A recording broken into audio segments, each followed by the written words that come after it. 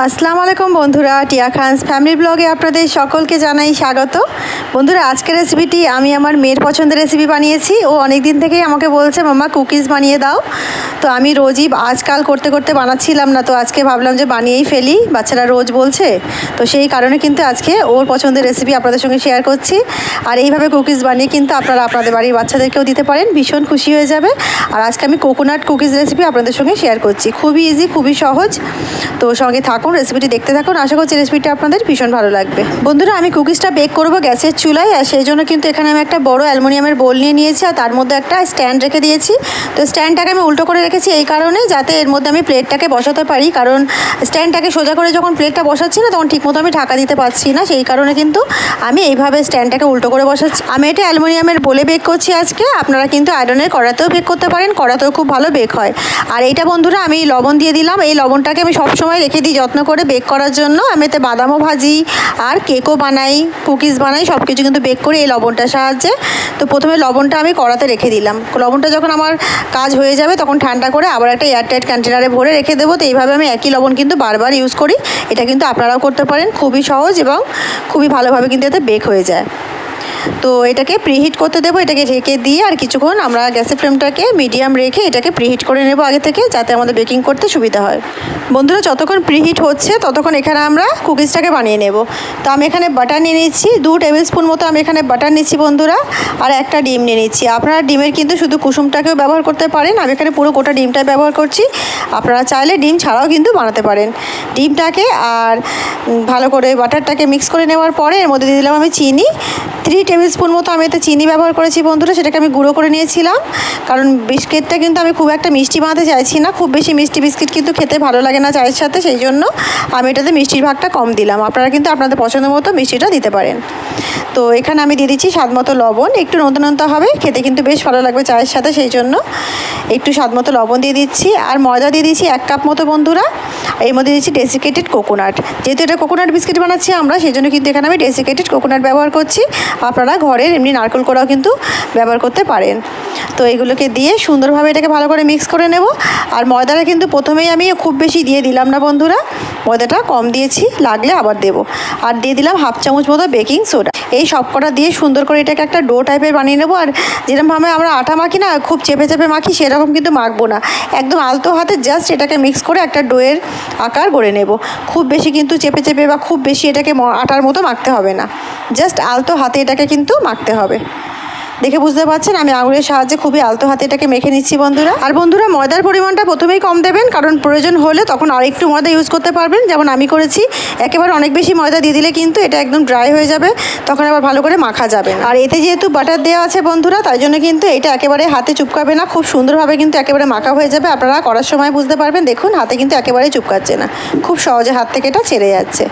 তো এরকম সুন্দর একটা জাস্ট ডো বানিয়ে নিতে হবে। আর বন্ধুরা, ডোটা মাখার সময় কিন্তু যদি ঘরে ভ্যানিলা এসেন্স থাকে তাহলে কিন্তু 1 চামচ ভ্যানিলা এসেন্স দিয়ে দিতে পারেন, এটা না দিলেও হয়, যদি থাকে ভালো ফ্লেভারের জন্য অবশ্যই দিতে পারে। তো বন্ধুরা, রুটি বেলার পিড়ে নিয়ে নিয়েছি। রুটি বেলার পিড়ের মধ্যে কিন্তু ডোটাকে হাতের সাহায্যে স্প্রেড করে নিতে হবে, এটা বেলার কোনো দরকার নেই। আলতো হাতে বেলেও নিতে পারেন, অথবা হাতে করে এরকম করলেই কিন্তু হয়ে যায়, বেলার কোনো প্রয়োজন পড়ে না। আর আমি কুকিজগুলোকে কিন্তু কুকিজ কাটারের সাহায্যে কেটে নিচ্ছি। আপনারা চাইলে কিন্তু এটাকে আপনাদের পছন্দ মতো ছুরি দিয়েও কেটে আপনাদের পছন্দ মতো শেপ বানিয়ে নিতে পারেন, কোনো অসুবিধা নেই। আপনাদের যেমন খুশি সেরকম শেপ বানাবেন আর সেরকমভাবেই কিন্তু কেটে নেবেন। এটাকে রোল করে আপনারা ছুরি দিয়ে কিন্তু পিসেসে কেটেও কিন্তু বেক করতে পারেন, তাতেও খুব সুন্দর হবে, তাতেও খারাপ হবে না। তো এইভাবে বিস্কিটগুলোকে সুন্দর করে কিন্তু কেটে নিতে হবে।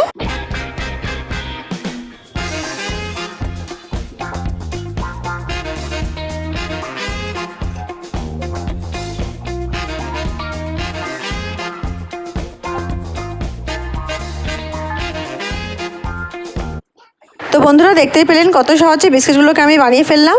আর একটা থালা নিয়ে নিতে হবে বন্ধুরা, যে প্লেটটার মধ্যে আমরা কুকিজগুলোকে বেক করব, সেটাতে একটু হালকা করে তেল লাগিয়ে নিলাম আমি, সাদা তেল, কারণ যাতে চুপকে না যায় সেই কারণে। এমনিতেও বাটার দেওয়া আছে, চুপকানোর কোনো ভয় নেই। এবার এর মধ্যে একটা একটা করে কুকিজ আমি সাজিয়ে দেব, যেন একের সাথে একটা জুড়ে না যায়, একটু ছেড়ে ছেড়ে কিন্তু কুকিজগুলোকে ট্রের মধ্যে রাখতে হবে।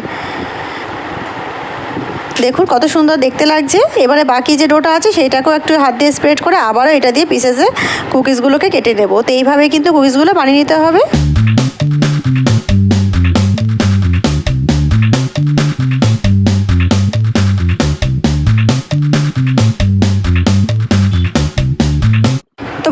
কুকিজগুলো কিন্তু একেবারে রেডি হয়ে গেছে, দেখুন কত সুন্দর লাগছে। এবারে জাস্ট এগুলোকে বেক করে নিলেই কিন্তু কুকিজ আমাদের একেবারে রেডি হয়ে যাবে। তো চলুন এগুলোকে বেক করে নেব। তার আগে আমি যে কোকোনাটটা রেখেছিলাম বাঁচিয়ে, ডেসিকেটেড কোকোনাটটা, সেটা উপর থেকে একটু ছড়িয়ে দিচ্ছি দেখতে সুন্দর লাগার জন্য। তো বন্ধুরা এটা তো আগে থেকে প্রিহিট করে রেখেছি, এর মধ্যে খুব সাবধানে প্লেটটাকে বসিয়ে দেবো। এটা কিন্তু অনেক গরম আছে, সেই কারণে কিন্তু যেন হাতে না লেগে যায়, সেই একটু সাবধানে বসাতে হবে। সেই কারণে এটাকে ঢেকে দিচ্ছি। ঢেকে দিয়ে 5 মিনিট পুরো হাই ফ্লেমে রেখে দেবো। আর 5 মিনিট পরে এটাকে মিডিয়াম ফ্লেম করে, লো মিডিয়াম ফ্লেম করে আরও 10-15 মিনিট মতো কুক করলেই কিন্তু হয়ে যাবে। মোটামুটি 15-20 মিনিট লাগবে। এটা বেক করার সময় আপনারা চাইলে 10 মিনিট অন্তর এটাকে চেক করে নিতে পারেন, তাহলে কিন্তু আপনাদের বেক করতে আরও সুবিধা হবে, তাতে কোনো অসুবিধা নেই। তো দেখুন আমি ওটা মোটামুটি 15 মিনিট মতো বেক করেছি, আর খুব সুন্দর একটা কিন্তু স্মেল বেরিয়েছে এর থেকে। খুবই সুন্দর স্মেলটা লাগছে, একদম নারকেলের আর বাটারের একটা স্মেল। তো এটাকে না আমি একটু উল্টে দিচ্ছি। এক সাইড তো খুব সুন্দরভাবে হয়ে গেছে, এটাকে আরেকটু উল্টে দিচ্ছি, দিয়ে আরও 5 মিনিট আমি এটাকে একটু বেক করে নেব। গ্যাসের ফ্লেমটাকে একেবারে লোতে রেখে, বেশি হাই ফ্লেম করার দরকার নেই, বিকজ এখন অনেক গরম আছে, সেই কারণে কিন্তু গ্যাসের ফ্লেমটাকে লো মিডিয়ামে রেখে আরও 5 মিনিট মতো এটাকে বেক করে নিলে কিন্তু হয়ে যাবে। এটাকে উল্টে আরও 5 মিনিট মতো বেক করে নেবে বন্ধুরা। তো ঢাকা দিয়ে দিচ্ছি এটাকে, দিয়ে আরও 5 মিনিট পরে ফিরে আসছি। তো বন্ধুরা ফিরে এলাম 5 মিনিট পর। এই সময় কিন্তু গ্যাসের ফ্লেমটাকে অফ করে দেবো বন্ধুরা। এটা কিন্তু অনেকটা গরম আছে, তো এটাকে একটু ঠান্ডা করার জন্য রেখে দেবো কিছুক্ষণ এইভাবেই। ঠান্ডা হয়ে গেলে তবেই কিন্তু বিস্কিটগুলো আমরা নামাবো। তো এখন কিন্তু অনেকটা গরম আছে বন্ধুরা, তো সেই জন্য এইভাবেই কিন্তু উল্টে বিস্কিটগুলোকে রেখে দেবো। খুব বেশি পুড়িয়ে ফেললে হবে না, বিস্কিটগুলো কিন্তু অলরেডি কুক হয়ে গেছে খুব সুন্দরভাবে। এভাবে ঢেকে 5 মিনিট পরে ফিরে আসছি। তো দেখুন খুব সুন্দরভাবে বিস্কিটগুলো কিন্তু কুক হয়ে গেছে, একেবারে মচমচে হয়েছে। আর এখন তো একটু গরম আছে, তো যখন ঠান্ডা হয়ে যাবে তখন কিন্তু বিস্কিটগুলো আরও সুন্দর মচমচে হয়ে যাবে। আর এটা খেতে কিন্তু খুবই টেস্টি বন্ধুরা, চায়ের সাথে খেতে ভীষণ ভালো লাগে। আর যেহেতু মিষ্টির পরিমাণটা আমি কম দিয়েছি, তো আপনারা চাইলে মিষ্টির পরিমাণটা একটু বেশিও দিতে পারেন, সেটা আপনাদের উপরে ছেড়ে দিলাম বন্ধুরা। তো বন্ধুরা রেসিপিটি আপনাদের কেমন লাগলো অবশ্যই কমেন্ট করে আমাকে জানাবেন। আশা করছি রেসিপিটি আপনাদের ভীষণ ভালো লাগবে। রেসিপিটি ভালো লাগলে অবশ্যই আমার চ্যানেলকে লাইক শেয়ার সাবস্ক্রাইব করে বন্ধুরা আমার সঙ্গে থাকবেন। একটা বিস্কিট ভেঙে আপনাদেরকে দেখাচ্ছি বন্ধুরা, দেখুন কত সুন্দর হয়েছে বিস্কিটটা, কত সুন্দরভাবে মচমচে হয়েছে, দেখেই বুঝতে পাচ্ছেন। একেবারে ভিতরে কিন্তু খুব সুন্দরভাবে বেক হয়ে গেছে। আর এটা ঠান্ডা হলে কিন্তু আরও সুন্দর, আরও বেশি মচমচে হবে। এটা খেতেও কিন্তু ভীষণ ভালো লাগে। তো বন্ধুরা রেসিপিটি ভালো লাগলে অবশ্যই আমার সঙ্গে থাকবেন, এটা আমার অনুরোধ রইল সকলকেই। রেসিপিটি পুরো দেখার জন্য আপনাদের সকলকে জানাই অসংখ্য ধন্যবাদ। দেখা হচ্ছে একটা অন্য নতুন রেসিপির সঙ্গে। ততক্ষণ সবাই ভালো থাকুন, সুস্থ থাকুন। আল্লাহ হাফিজ।